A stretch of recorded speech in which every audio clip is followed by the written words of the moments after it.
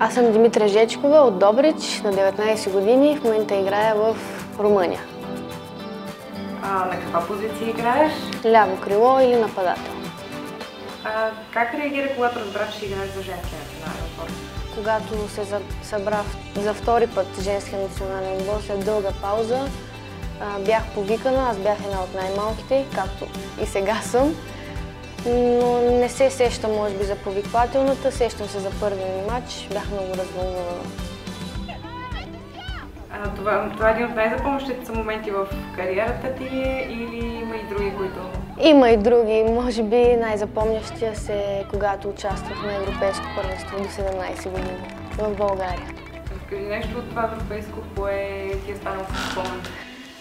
Най-приятният спомен остана емоцията от публиката, това, че бяхме домакини и всички наши семейства на моите съотборнички бяха там и ни подкрепяха.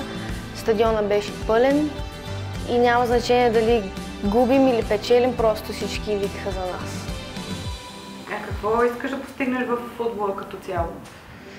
На първо място искам с моята страна да участваме на световно и втората ми мечта е да играя в Фиорентина. От колко годишна се занимаваш с футбол?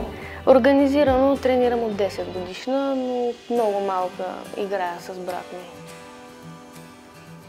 Той ли е мотивацията да играеш в футбол? Да, пълната мотивация за всичко. И можеш ли да ни разкажеш нещо повече за себе си извън футбола? Танцувала съм 7 години народни танци и много обичам да язда коне.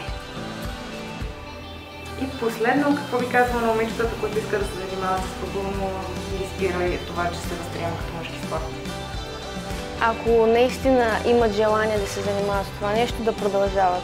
Щом им харесва, да следват сърцето си. Ако нямат желание, няма смисъл.